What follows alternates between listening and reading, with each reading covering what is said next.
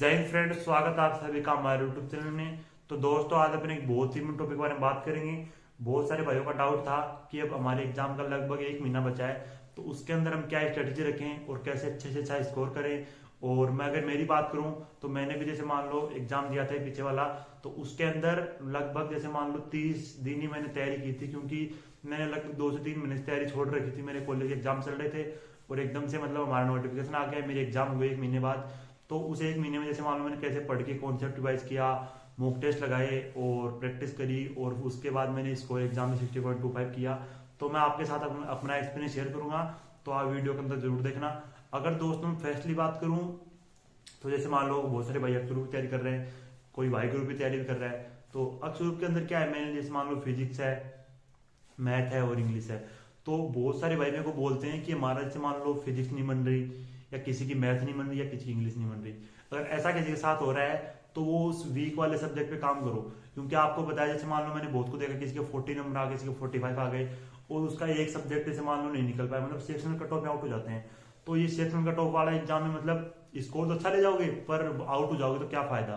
तो एक तो उस पर काम करो, जो आपका मतलब सब्जेक्ट वीक है उस पर काम करो। ऐसे वाई ग्रुप वाले मान लो वाई ग्रुप में इंग्लिश होगी, रागा हो गया, तो दोनों की अलग अलग सेक्शन कट ऑफ जाती है।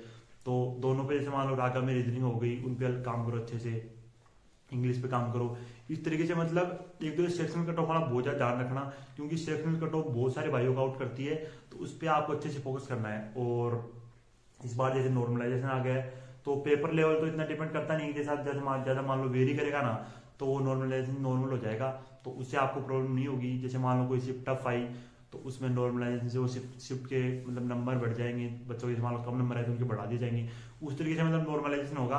तो आपको ज्यादा ये नहीं करना है कि मेरे शिफ्ट में पेपर हार्ड आ जाएगा, मेरे में इजी आ जाएगा, तो ऐसा कुछ नहीं होगा। आपका जैसे मान लो एक तो नॉर्मलाइजेशन है, तो इससे आपको मतलब फायदा ही मिलेगा, कुछ नुकसान नहीं होगा किसी को। क्योंकि पिछली बार क्या हुआ, बहुत सारी शिफ्ट बहुत ज्यादा टफ आ गई और कुछ नॉर्मल आ गई, इस तरीके से मतलब इस तरीके से हुआ, तो उसके अंदर बच्चों के साथ मतलब एक तरीके से व्यवहार जैसे मान लो फेयर नहीं हुआ, तो उसके अंदर सभी को बहुत ज्यादा प्रॉब्लम हुई और बहुत सारे वाइस सेक्शन कट ऑफ में आउट भी हुए।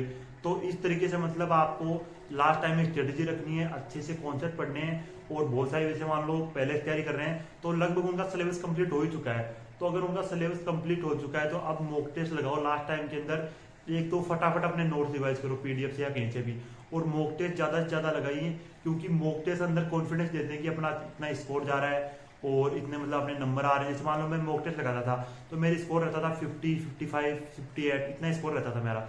तो उसके अंदर अपने अंदर कॉन्फिडेंस आता है कि चलो मेरा स्कोर अच्छा चल रहा है, तो मैं और ट्राई करूँ और ट्राई करूँ, इस तरीके से मतलब स्कोर। अब कोई बोल रहा है मेरा स्कोर 30 आ रहा है, तो 30 वाले जैसे मान लो देखो कि आप जैसे मान लो किसी के नंबर 15 आ रहे हैं, उसके मान लो मैथ में, उसके फिजिक्स में 8 ही नंबर आ रहे हैं और इंग्लिश में ठीक ठाक नंबर आ रहे हैं, तो वो 8 नंबर आ रहे हैं तो उसको फिजिक्स पे काम करना है। अगर जैसे मान लो मैथ में नंबर कम आ रहे हैं तो मैथ पे काम करो। स्कोर तो ऐसे ही बढ़ेगा, ऐसा तो नहीं मेरे 30 नंबर आए अब मेरे को बोलेगा 30 नंबर आए, अब मेरे को क्या पता कौन से भी कितने आए। उस पर आप खुद देखो, खुद एनालिसिस करो कि मेरे नंबर यहाँ कटे हैं, वहां कटे तो उस पर काम करो। ऐसे ही वाई ग्रुप वाले लेवल जैसे मान लो किसी की इंग्लिश, वाई ग्रुप वालों को तो मेरे को इंग्लिश पे ज्यादा फोकस करना चाहिए, क्योंकि इंग्लिश 20 नंबर की आती है, सबसे बड़ा पार्ट है अकेली इंग्लिश। रीजनिंग 10 नंबर की आती है और रीजनिंग 15 की आती है, और ये जनरल मैथ 6 से 7 नंबर की आती है, और जीके भी इतनी आती है 6 से 7 नंबर। तो इस तरीके से मतलब आपको इंग्लिश में ज्यादा फोकस करना है, इंग्लिश में अच्छा स्कोर। वाई ग्रुप वाला जैसे मान लो इंग्लिश में 18-19 स्कोर ले जाता है, तो उधर वो अगर 19 नंबर और ले आएगा तो उसका सिलेक्शन इजीली हो जाएगा। तो ये भी एक इंपॉर्टेंट पार्ट है।